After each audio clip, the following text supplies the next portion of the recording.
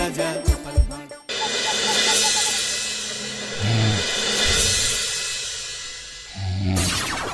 রাজা কৃষ্ণচন্দ্র, আমি এসেছি রে। চোখ খুলে দেখো বাবা। কে কে কে আপনি? আমি স্বামী খটখটানন্দ। আমি জানতে পেরেছি তোর মনে সুখ নেই, তাই তো সেই সুদূর হিমালয় থেকে ছুটে এলাম। ও, আপনি কি করে জানলেন সাধু বাবা? ওরে পাগল ছেলের কথা শোনো। সন্তানের মনের কথা যদি জানতেই না পারি, তাহলে কিসের তপস্যা আর কিসের ধ্যান? কি জেনেছেন সাধু বাবা? 3 দিন ধরে মনে কোনো সুখ খুঁজে পাচ্ছি না, নানান রকম চিন্তায় জর্জরিত হয়ে রয়েছে। তার মধ্যে আজ 3 দিন হলো রানী বাপের বাড়ি গিয়ে রয়েছে। সুখ কি তোর একার? এই মায়ার সংসারে সুখ খুঁজে পাবি কি করি? তোর যে তপস্যার সময় হয়েছে বাবা। শোন, এই পাথরটা ধর। আমি যোগ বলে এই মন্ত্রপুত পাথর পেয়েছি। কাল পূর্ব দিকের নদীর পারে এই মন্ত্রপুত পাথর স্থাপন করবি। আমি চাই তুই নিজে এই পাথরের আরাধনা করিস। তাই ওইখানে এক কুটির বানিয়ে তুই একা থাকবি। একা? আর রানী? সংসারে দুঃখ ছাড়ার কিছুই নেই। তোর আসলে সুখ লুকিয়ে আছে ওই মন্ত্রপুত পাথরে। এই পাথর তোর মনে সুখ ফিরিয়ে আনবে আর এই গোটা রাজ্যে শান্তি বজায় রাখবে। ঠিক আছে বাবা।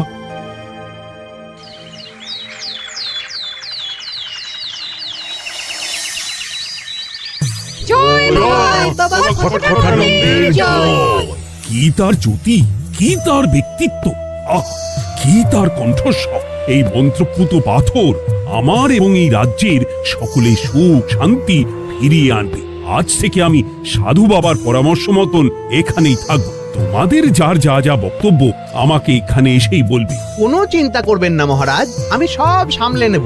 আপনি নিষ্ঠা সহকারে সাধু বাবার আদেশ পালন করুন।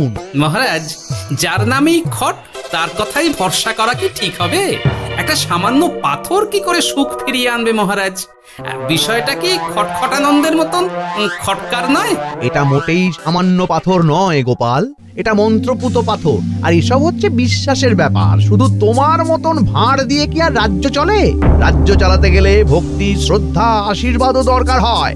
কি শাস্ত্রে বলে বিশ্বাসে মিলায় বস্তু, তর্কে বহুদূর। কিন্তু মহারাজ, রাজ্যটাও তো চালাতে হবে।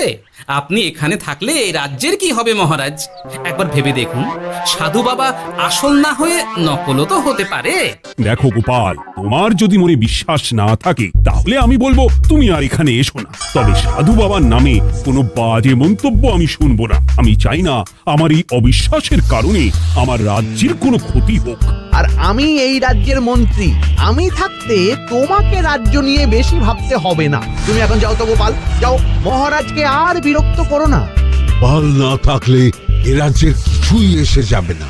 আমরা থাকতে নাকি ভাঁড় চালাবে রাজ্য? আচ্ছা, ঠিক আছে, দেখা যাক। তাহলে আসি মহারাজ। হ্যাঁ হ্যাঁ, এসো এসো।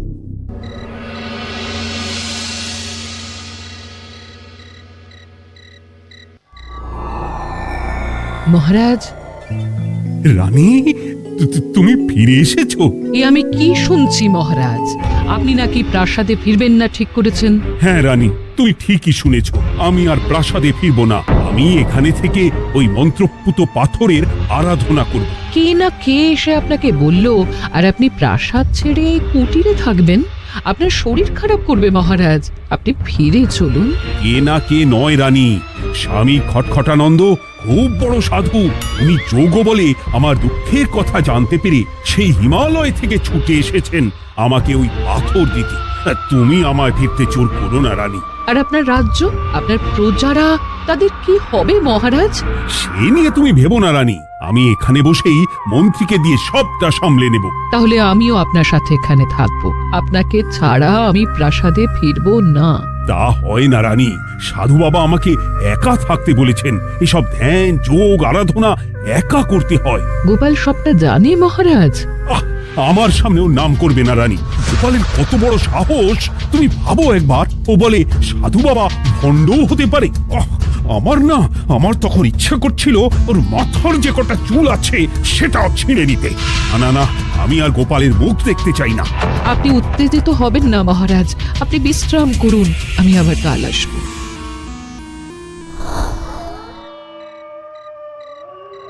রাতের হাটেও সবজির যা দাম বেড়েছে, এরপর শুধু এক বেলা খেয়ে থাকতে হবে।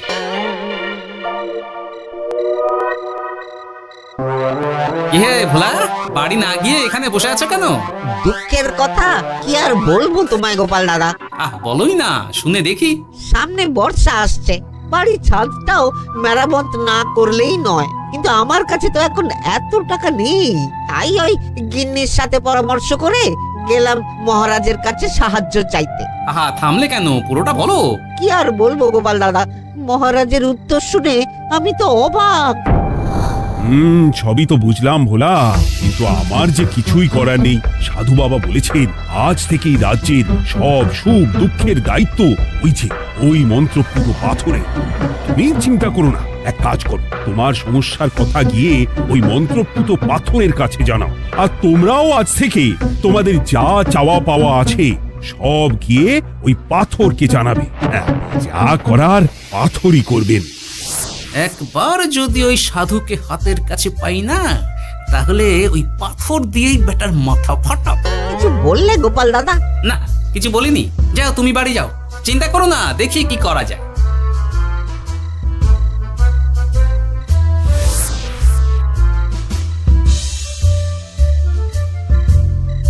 কি ব্যাপার, এত রাতে বটা ঘটা মন্ত্রীর বাড়িতে কি করছিল? কি বটা ঘটা, আজকে মন্ত্রী মশাইয়ের বাড়ি খাওয়া দাওয়া ছিল? খাওয়া ছাড়া কি অন্য কিছু আসে না তোমার মাথায়? চ চ চ, আমাদের অনেক কাজ আছে, চ। আরে এত তাড়া কিসের? বাবা, বটা ঘটার এত কি গুরুত্বপূর্ণ কাজ যে একেবারে ছুটে পালালো? না, ব্যাপারটা তো সুবিধের ঠেকছে না।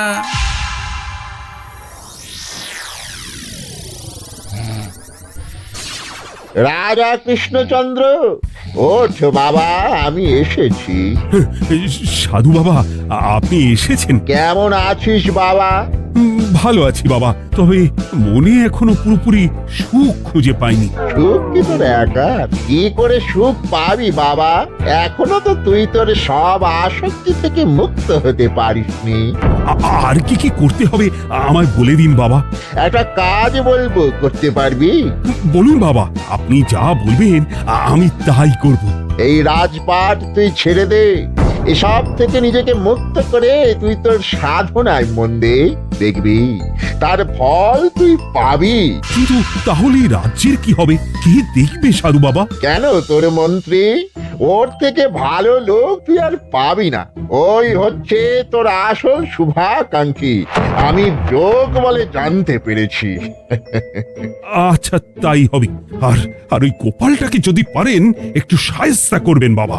ওই তুচ্ছ গোপালকে নিয়ে তুই চিন্তিত হোস না, ওরে ভুড়ি মন্ত্রী মশাই ফাটাবে। তুই যা, ঘুমো।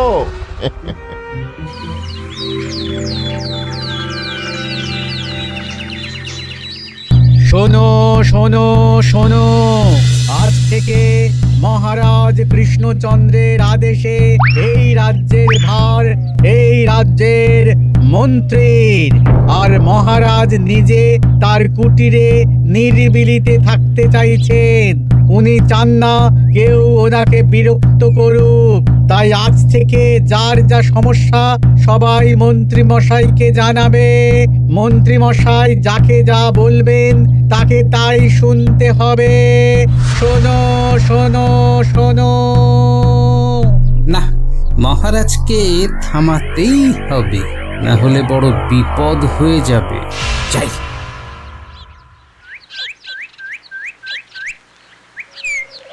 মহারাজ, এই ভুল আপনি করবেন না। মন্ত্রীর হাতে রাজ্যের ভার দিলে রাজ্যের সর্বনাশ হবে মহারাজ। দেখো গোপাল, আমি যেটা করেছি সেটা ঠিক বুঝেই করেছি।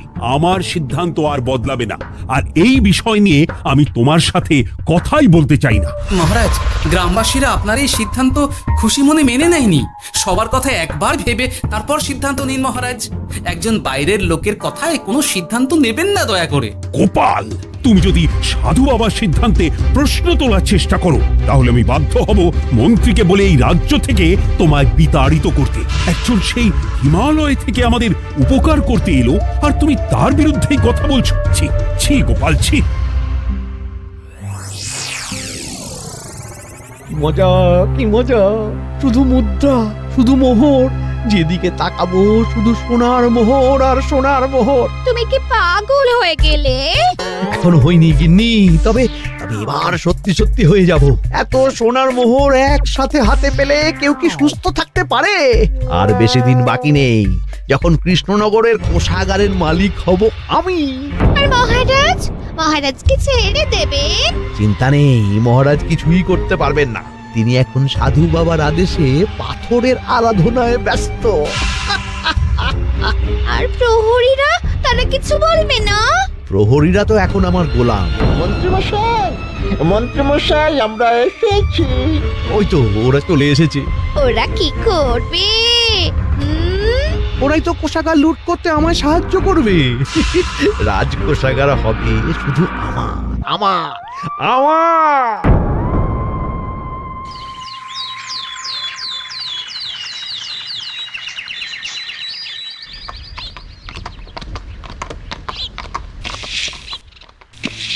গোপাল, রানীমা, আপনি আমায় ডেকে পাঠালেই তো পারতেন। রাজ্যটার যে কি হবে গোপাল! মহারাজের উদাসীনতায় মন্ত্রী তো সব লুটে পুটে একাকার করে ছাড়বে। তুমি কিছু একটা করো গোপাল। সে তো আমিও বুঝতে পারছি রানীমা, কিন্তু হাজার চেষ্টা করে ও মহারাজকে বোঝাতে পারছি না। মহারাজ সাধু বাবার পাল্লায় পড়ে আর কিছুই বুঝতে চাইছেন না। এই রাজ্য আর মহারাজকে একমাত্র রক্ষা করতে পারবে তুমি গোপাল। কিছু একটা করো। কি হয়েছে, তোমরা হট্টগোল করছো কেন? তুমি আর একটা বিহিত করো গোপাল দাদা, আমরা তো আর থাকতে পারছি না। তুমি এর এক বিহিত করো গোপাল। আচ্ছা, কি হয়েছে বলবে তো? মন্ত্রী মশাই সবার কাছ থেকে অগ্রিম কর চেয়েছে। সে প্রহরী পাঠিয়ে সবার বাড়ি বাড়ি বলে এসেছে দুদিনের মধ্যে অগ্রিম কর না দিলে সবাইকে ধরে কারাগারে ভরে দেবে। একে তো আমরা কোনো সাহায্য পাচ্ছি না, তার উপর আবার এই জুলুম কি করে মেনে নেবো বলো তো গোপাল দাদা? আমাদের বাঁচাও গোপাল দাদা, আমাদের বাঁচাও, না হলে এই মন্ত্রীর জুলুমে আমরা সবাই মারা যাব। হ্যাঁ গোপাল, তুমি পারবে। কিছু একটা করো গোপাল, এই রাজ্যটাকে বাঁচাও। না, আর নয়, এবার এর একটা বিহিত করতেই হবে। শোনো, তোমরা সব নিজের নিজের বাড়ি যাও, আমি দেখছি কি করা যায়। মন্ত্রী দুদিনের মধ্যে কর চাইছে কেন? ওর আসল উদ্দেশ্য কি? না, বিষয়টার খোঁজ নিতে হচ্ছে। পুটি, এই পুটি। গোপাল দাদু, তুমি? শোন, একটা কাজ আছে বুঝলি, বটা ঘটার উপর নজর রাখতে হবে। পারবি তো? হ্যাঁ হ্যাঁ দাদু, এটা আর কি এমন কাজ? এই তোর হাতে ওটা কি রে? ও এটা পুতুল, বাবা এনে দিয়েছে। পাথরটা খুব চেনা চেনা লাগছে, কোথায় যেন দেখেছি। কোথায়? রে, সাধু বাবার দেওয়া পাথর। আরে এটা একই পাথর মনে হচ্ছে। এই তোর বাবা এটা কোথায় পেয়েছে রে? তা তো জানি না, তবে শুনেছি পাশের গ্রামে। বাহ, পাথরগুলো দেখতে তো খুব সুন্দর। এই সব পাথর তোমার? আজ্ঞে হ্যাঁ, আমি এই পাথরের মূর্তি বানাই। এই পাথর কি তুমি বিক্রি করো? না না, শুধু পাথর তো বিক্রি করি না। এটা কি? ও, ওটা আমি আমার সব পাথরের একটা চিহ্ন দিয়ে রাখি। এতে বোঝা যায় যে এই পাথরের মূর্তি আমার তৈরি। বাহ, চমৎকার কাজ করেছো। তোমাকে যে কি বলে ধন্যবাদ দেব তুমি জানো না। কৃষ্ণনগরের কত বড় উপকার তুমি করলে। গোপাল দাদু, ও গোপাল দাদু, গোপাল দাদু, গোপাল দাদু। কি ব্যাপার, এত সকাল সকাল? ভালো খবর এনেছিস মনে হচ্ছে। শুধু ভালো নয় দাদু, একেবারে গরম খবর। দাদু, রহস্য আমরা ফাঁস করে ফেলেছি দাদু। বলিস কি রে? শুনি শুনি। কাল রাতে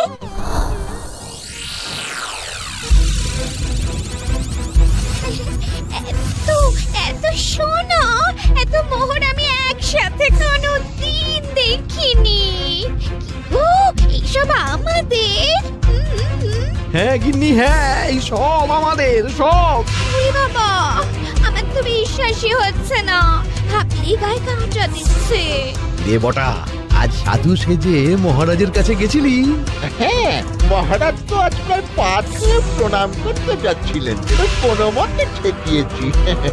বলেছি প্রণাম নেওয়া আমার গুরুর বারণ আছে। আর আমি তো আজ এমন ধোঁয়া দিয়েছি যে মহারাজ একেবারে কেসে কেসে অস্থির। আর মাত্র 2 দিন, এই 2 দিন খেলাটা চালিয়ে যেতে পারলেই কেল্লা ফতে। আচ্ছা, এবার আমার কাছে পুরো বিষয়টা পরিষ্কার হলো। বাহ, তোরা দারুণ কাজ করেছিস রে। এবার শুধু আজ রাতে প্রমাণটা পেলেই হয়ে যাবে।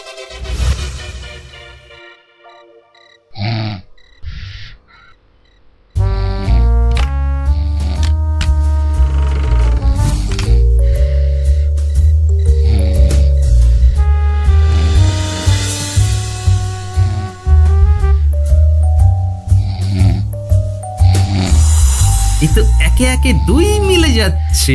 বাবা বাবা বাবা, এবার খেলা জমবে।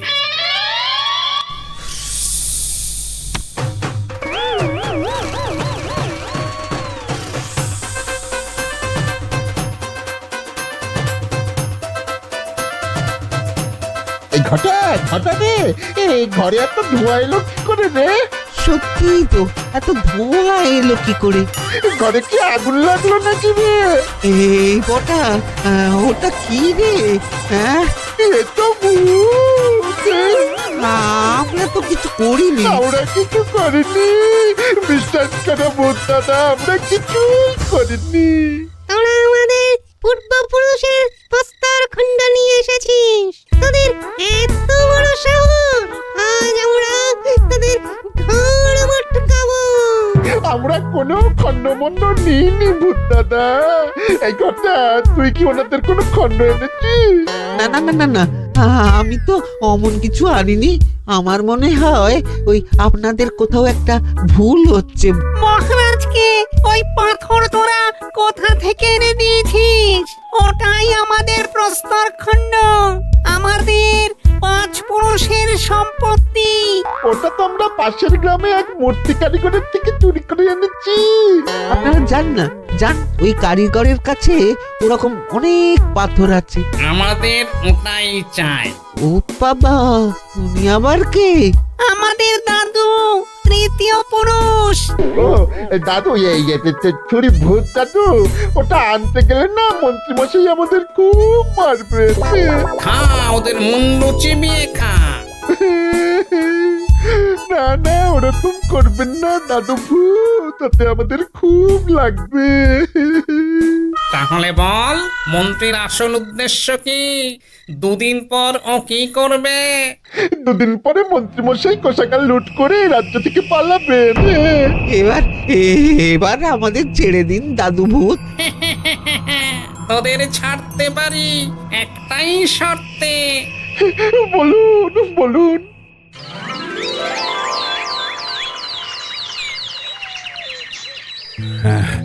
রাজ্যের পরিস্থিতি কি?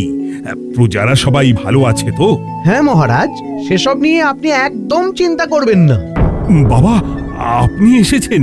হরে কৃষ্ণচন্দ্র, একটা কথা তোকে না বলে আর থাকতে পারলাম না। আবার কে রে? বলুন বাবা। এই মন্ত্রীকে এই রাজ্যের দায়িত্ব দিতে বলে আমি বড় ভুল করেছিলাম। আসলে এই মন্ত্রী হচ্ছে চোর, ও তোর কোষাগার ভাঙা করে পালাবার মতলব করেছে। কি বলছেন বাবা? মন্ত্রী, উনি যা বলছেন সব সত্যি? না না মহারাজ, এই বটা কি হচ্ছে কি? বটা? তো তুমি সাধু বাবাকে বটা বলে ডাকছো কেন? আমি বলি কি বাবা, এই মন্ত্রীকে তুই শুলে দে। বটা, তুই থামবি? আমার খেয়ে আমায় ছুরি মারা? ওর কথা আপনি বিশ্বাস করবেন না মহারাজ, ও সাধু নয়, ও ভণ্ড। মানেটা কি? মন্ত্রী মশাই ঠিকই বলছেন মহারাজ, ও সাধু নয়, ও কৃষ্ণনগরের বটা। এসব আপনার আদরের মন্ত্রীর কাজ মহারাজ। মন্ত্রী আপনার রাজ্য লুট করার মতলব করেছে, তাই বটাকে সাধু সাজিয়ে আপনার মন জয় করে প্রথমে আপনাকে প্রাসাদ থেকে তাড়িয়েছে, তারপর রাজ্যপাট নিজের হাতে নিয়ে কোষাগার হাতিয়েছে। আর এই পাথর কিসের গোপাল? পাথর? পাথর এই কারিগরের মহারাজ। উনি পাশের গ্রামে এই পাথর দিয়ে মূর্তি গড়েন। মন্ত্রী বটাকে দিয়ে এই পাথর চুরি করিয়েছে।